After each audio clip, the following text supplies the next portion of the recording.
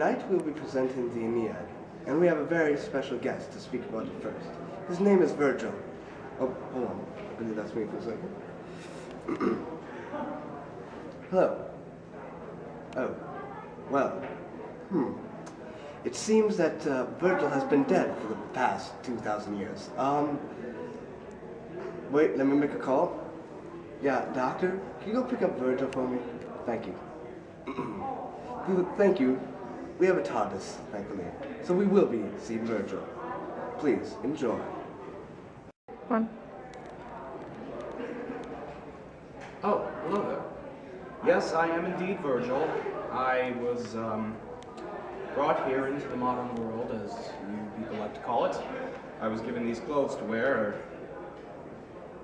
I like the form fitting, it's quite nice. But, yes, I shall be reading an excerpt from my book, The Aeneid, to you today. Specifically, the 6th book, in which the Sibyl foretells Aeneas the adventures he should meet in Italy. She attends him to hell, describing him the various scenes of that place, and conducting him to his father Anchises, who instructs him in those sublime mysteries of the soul of the world and the transmigration, and shews him that glorious race of heroes which was to descend from him and his posterity. He said and wept, then spread his sails before. The winds had reached at length the Cumaean shore. Their anchors dropped, his crew the vessels moor. They turn their heads to sea, their sterns to land, and greet with greedy joy the Italian strand. Some strike from clashing flints their fiery seed, some gather sticks that kindled flames to feed, or search for hollow trees and fell the woods, or trace through valleys the discovered floods.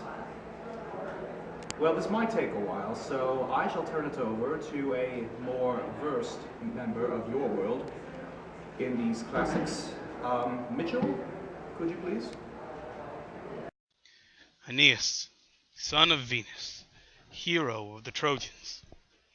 In the aftermath of the Trojan War, Aeneas escapes from the wreckage of the city with his father and his son. Lost, homeless, the great hero traveled to many places around the Mediterranean: Crete, Sicily, Italy, the great nation of Carthage. But of all the places Aeneas would travel, the darkest, the most malevolent, the most foreboding of them all would be the underworld. Aeneas would face a trial so difficult that very few heroes could ever say that they had made it this far. Yet, despite such unsurmountable odds, Aeneas would continue forward.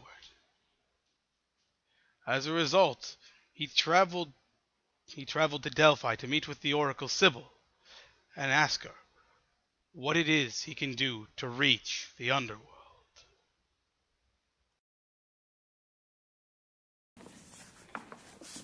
Aeneas, what is it that you need from me? Oh, Sibyl, the priestess of the great sun god Apollo, I need you to tell me how to make it to Dis. Before I tell you how to make it to Dis, I must first warn you of your trials that you will be facing in Italy. First, you will fight in a battle that is as great and will be on the same scale as the Trojan War. Whom will I be battling? You will be fighting enemies as the same caliber as the great Greek warrior Achilles. Achilles? You mean he who was slain by Hector, the invincible? Yes, and there is more.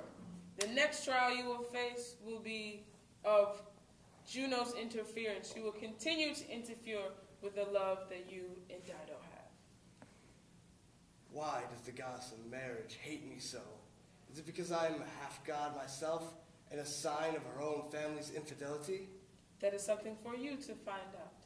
Now, you would like to know how to gain entrance into Dis? Yes. The first thing you must do is you must find a sign. That sign is you will need to go into the nearby forest and find a golden branch. Upon finding that golden branch, if the bough breaks, it is for you to be able to enter the underworld. If the bough does not break, you will not be able to gain entrance into the underworld. And if this bough does not break, Will I still be able to go anyways? If you have any hopes of returning, you will need to find that branch in the bough shall break. If not, you will not be able to return. O Sybil, High Priestess, I have gained the golden branch. Now has the bough broken off of this golden branch? Yes. Then you may gain entrance into this. But first I must need to know, what is your purpose in going to this? I'm in search to speak with my dead father. Let us go to this.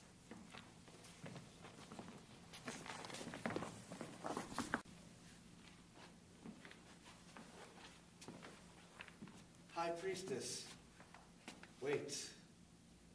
Why are all these souls that are dark and looming milling around here? These souls have yet to receive a proper burial. So because of such acts, they are left to mill around in the area. Now, this is as far as I can go. Your journey is left to you, and I must leave you now.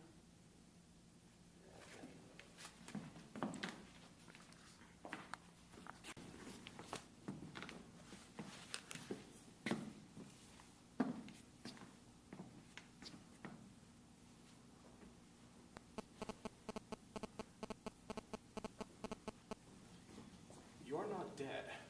State your business here in the underworld. I'm here to see my father. Let me pass. You'll have to pay first.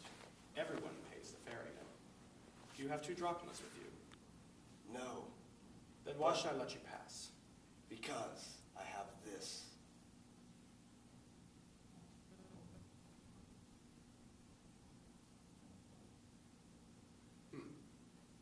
It shall suffice. I must warn you, however, you only get 1 trip. Everyone does.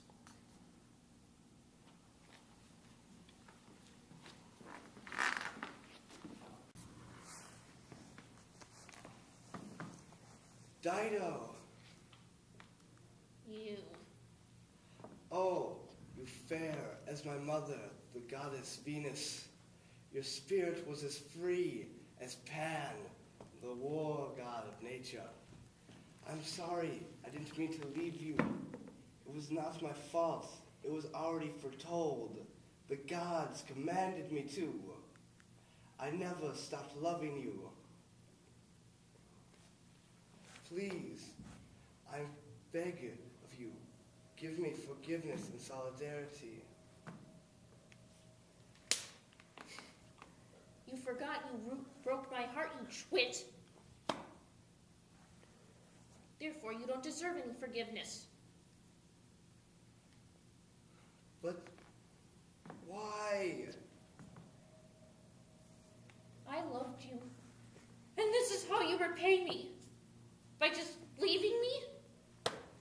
It was not by choice, but by the design. By Jove, if I could have stayed, I would. That doesn't change anything. I beg of you, forgive me.